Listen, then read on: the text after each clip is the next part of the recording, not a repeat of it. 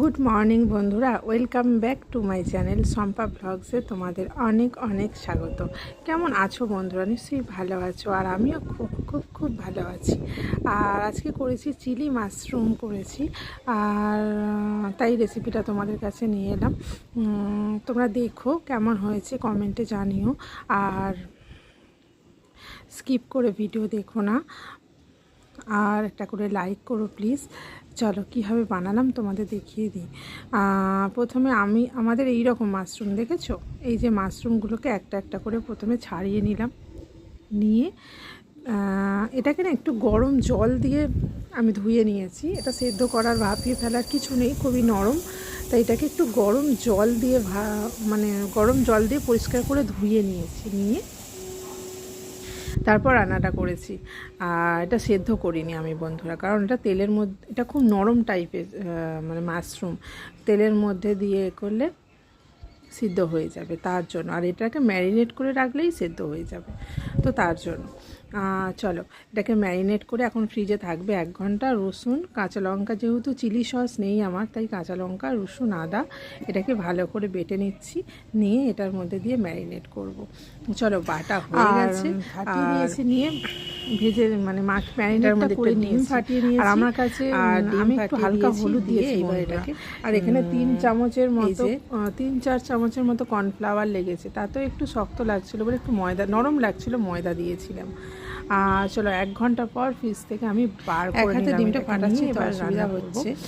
আর এটার মধ্যে একটা ডিম ফাটিয়ে ছিল নিয়ে, আর প্রথমে এটা ভালো করে ভেজে নেব বন্ধুরা, ফাটিয়ে নিয়ে তারপর রান্নাটা করব। দেখো কেমন হয়েছে, এই যে ভালো করে ভেজে নিই। আর এই তো কেটে নিয়েছি পেঁয়াজ ফুলের মতো করে, পাপড়ির মতো। আর এখানে পেঁয়াজ পাতা আছে, রসুন কুচি আছে, লঙ্কা কুচি নেব, এখনও করা হয়নি, টমেটো আর ক্যাপসিকাম আছে। চলো রান্নাটা আগে করে নিই। এই যে ভাজাটা করে নিচ্ছি। এটা প্রথমে হয়ে গেছে, একটু পাতলা হয়ে গেছে জিনিসটা, তো তার জন্য একটু জুড়ে গেছে, এটাকে খুলে নিতে হবে, তারপর সব ঠিক হয়ে যাবে। তো এই দেখো কমপ্লিট হয়ে গেছে ভাজা আমার।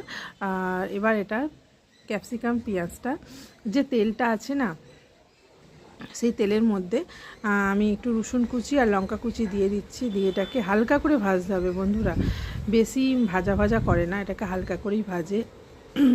হালকা করে ভেজে নিয়ে তারপর এর মধ্যে পেঁয়াজ আর ক্যাপসিকাম এগুলো দিয়ে ওটাও হালকা করে ভেজে নিতে হয়, বেশি ভাজা ভাজা করে না। এই চিলি রান্না করার সময় না বেশি ভাজা ভাজা করে না, এগুলোকে হালকা করেই ভাজতে হয়।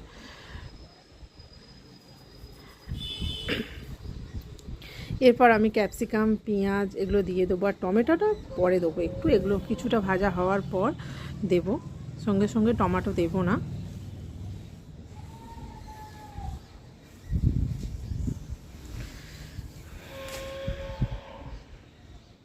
এই যে পেঁয়াজগুলো দিয়ে দিচ্ছি।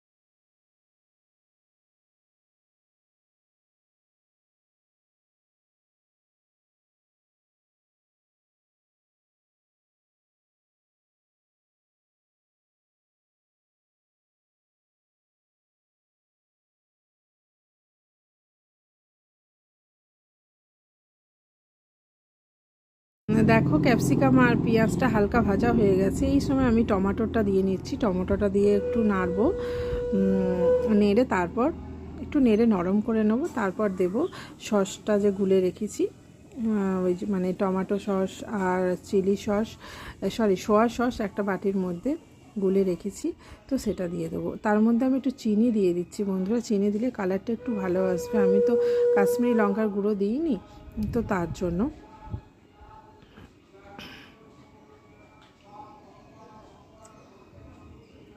চলো গোলা সসটা দিয়ে দিই, দিয়ে বাটিটা ধুয়ে সামান্য জল দেব।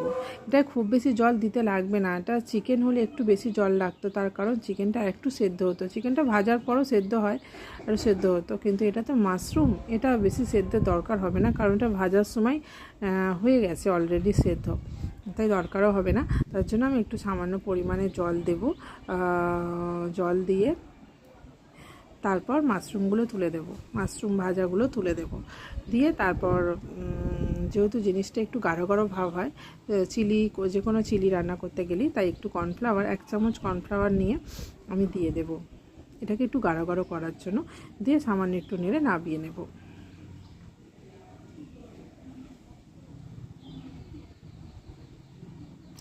দেখো এই যে জল দিলাম, এর বেশি আর দিলাম না।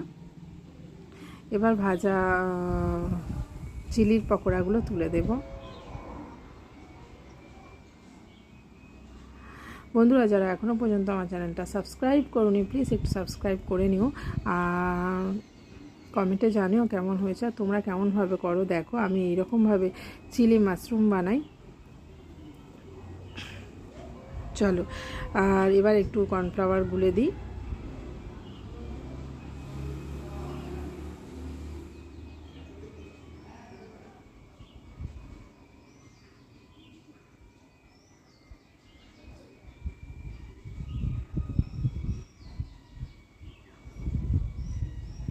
এই যে দেখো পেঁয়াজ পাতাগুলোকে দিলাম একটু ছড়িয়ে।